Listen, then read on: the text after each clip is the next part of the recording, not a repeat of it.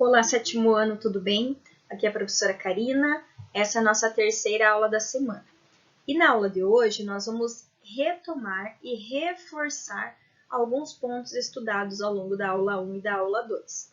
Nós estamos falando sobre a chegada dos portugueses no continente americano e o processo de conquista e colonização. Portanto, o que viria a ser a América Portuguesa ou, como nós já conhecemos também, o Brasil colônia. Antes da chegada dos portugueses, nós falamos um pouco sobre os povos que aqui habitavam, os povos de Pindorama. Destacando alguns pontos, então. Diversidade de povos, línguas e de culturas dos indígenas. Eles estavam organizados em mais de 1000 grupos indígenas vivendo no sistema de aldeamentos, com uma organização social, com um sistema cultural próprio, religioso. Então, eles já tinham uma estrutura, eles já tinham uma organização, eles já tinham uma vida que antes da chegada dos portugueses.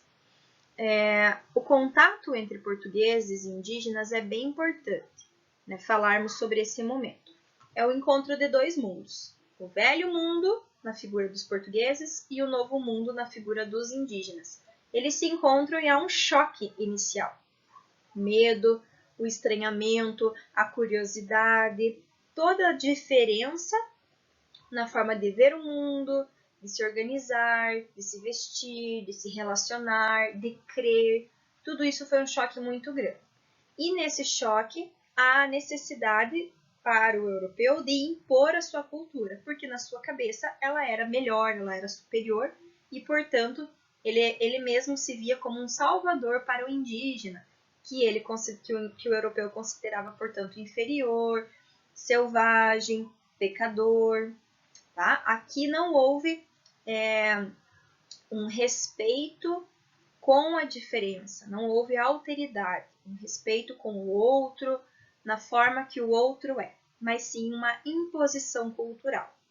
Na imagem que eu coloquei para vocês, temos a chegada dos portugueses no território, primeiro contato, então um contato, uma agitação, a gente pode perceber ali na pintura, uma agitação principalmente dos indígenas que estavam surpresos com as embarcações e com essas pessoas tão diferentes que chegavam. E na segunda imagem, uma charge que representa o que foi de fato a chegada dos portugueses, Um pezão ali pisando no litoral, na praia, uma bota, trazendo toda a carga, todo o peso da cultura e das imposições dos europeus. Então, o Brasil pré-colonial é o momento da chegada dos portugueses até aproximadamente a formação da primeira vila, antes da colonização. Então, eles chegam, eles vão estabelecer um contato inicialmente amistoso com os indígenas, e nesse contato amistoso nós temos o interesse pela retirada dos recursos naturais da região. Quais recursos? O pau-brasil. Ouro e prata até esse momento não foram encontrados, então o extrativismo do pau-brasil, essa madeira que tinha como função a tinta que ela extraía e também a própria madeira para a construção de navios, de móveis, casas. Então, o indígena não entendia de início por que o europeu precisava de tanta madeira, mas ele extraía madeira e em troca recebia utensílios, espelhos, machados e outras coisas. Lembrando que o indígena ele não tem conhecimento da fundição, então as ferramentas em ferro são uma novidade. Portanto, é uma prática de escambo, de troca. Eu entrego a madeira do pau-brasil e em troca eu recebo alguns objetos. Os europeus, logo depois de estabelecer esse contato extrativista, eles vão fixar feitorias na região. As feitorias eram entrepostos comerciais, era uma edificação que servia não só para proteger o território de invasões inimigas, mas também servir de depósito para armazenar essas mercadorias, o pau-brasil que eles estão extraindo e depois exportá-lo para a Europa. Só que essas feitorias não eram suficientes para proteger todo o litoral brasileiro, que é bem extenso. E outros povos, né, por exemplo, os franceses, estavam de olho e querendo se apropriar da exploração do pau-brasil, que era monopólio português. Por isso, o rei de Portugal, na época, ele mandou uma expedição colonizadora. Ele determinou que começasse o processo de colonização no território e, portanto, a fixação dos portugueses aqui e a construção de vilas e depois cidades. Então, na segunda imagem, ele é um mural que representa a formação da primeira vila, a Vila de São Vicente, que ocorre em 1531. A expedição chega em 30 e a primeira vila é formada em 31. Então, agora vocês podem perceber que alguns portugueses chegam para viver aqui. Mas o que eles vão fazer aqui, sendo que o pau-brasil é cortado pelo indígena e já retirado? Eles vão aplicar o cultivo da cana-de-açúcar, que foi escolhida justamente por ser um produto da África, mas que se adaptou bem ao solo e ao clima do Brasil. Então, eles vão preparar o solo, eles vão plantar, eles vão esperar a cana crescer, eles vão colher, preparar o açúcar. Tudo isso, então, leva tempo e exige um cuidado direto, próximo. Por isso, a colonização ocorre a partir do plantio da cana-de-açúcar, que será o nosso segundo ciclo econômico, que vai ser a grande moeda que vai trazer lucro para Portugal. Após a colonização, o governo português precisou estabelecer uma organização política territorial do Brasil. E aí funcionou o sistema de capitanias hereditárias. O território foi dividido em faixas de terra, e essas faixas de terra eram entregues a capitães donatários, homens da elite, homens que tinham posses, e esses homens tinham deveres e direitos em relação a essas terras, através de um documento chamado Carta de Foral. Esses capitães donatários, eles, portanto, tinham que fazer essa área desenvolver-se economicamente, eles tinham o direito de recolher impostos da área e tinham que organizar toda a vida ali naquela região, principalmente o contato aí com o indígena e forçando, portanto, o trabalho do indígena na área. Só que as capitanias hereditárias elas não foram bem, não prosperaram, e essa ideia não deu certo. Apenas as capitanias de Pernambuco e São Vicente foram prósperas. Por esse motivo, se mudou então o esquema e se estabeleceu um governo geral para todo o território brasileiro. Então agora não são mais capitães donatários comandando faixas de terra, mas é um governante comandando todo o território. É o sistema de governo geral. Nós tivemos 3 grandes governadores gerais e aqui na charge nós temos justamente essa crítica. Projeto governador geral. Não podemos errar novamente ou os brasileiros vão acabar falando francês. Por quê? Porque no sistema de capitanias o território não foi protegido como deveria e os franceses continuaram invadindo. Então, se os portugueses não estabelecessem um governo forte que funcionasse, eles poderiam correr o risco de perder a sua colônia, para os franceses principalmente. Além do governo geral, então um governador que cuidava de todo o território, dentro das cidades existiam câmaras municipais que eram responsáveis pelo cuidado da cidade, pelo governo municipal. E aí quem assumia eram os homens bons, também homens brancos da elite, indicados, todos eles portugueses, certo? A Igreja Católica tem uma forte participação no controle social. Então, a Igreja Católica ela vem também junto com o processo de colonização.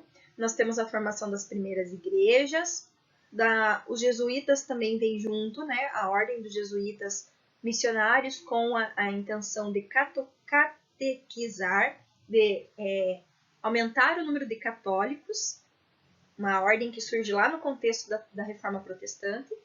Então, os jesuítas, através do ensino, da catequese, e a Igreja Católica, ensinando os costumes, ensinando as práticas cristãs, serviam como um controle social, principalmente para o indígena, que precisa agora, nesse momento, se adaptar à cultura portuguesa.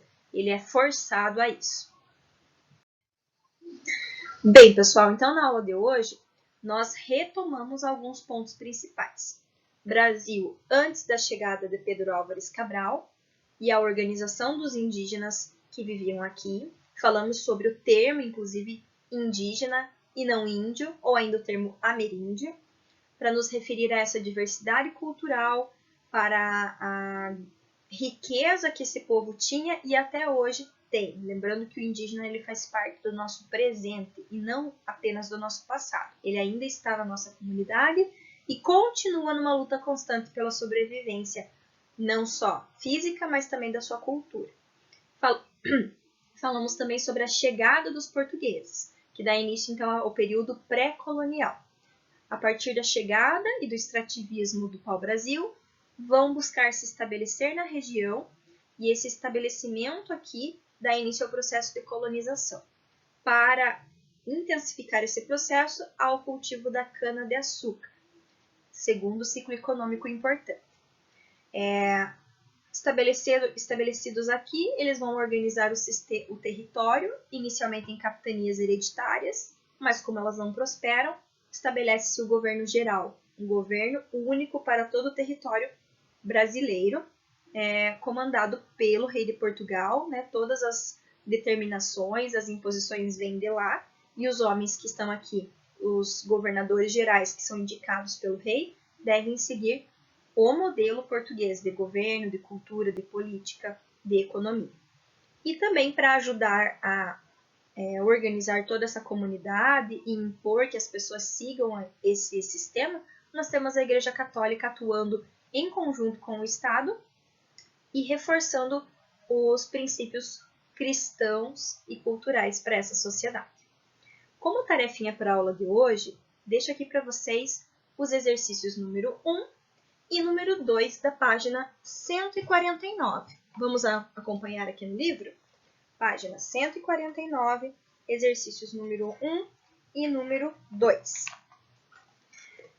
Nesse caso aqui, eu vou pedir para que vocês realizem no caderno.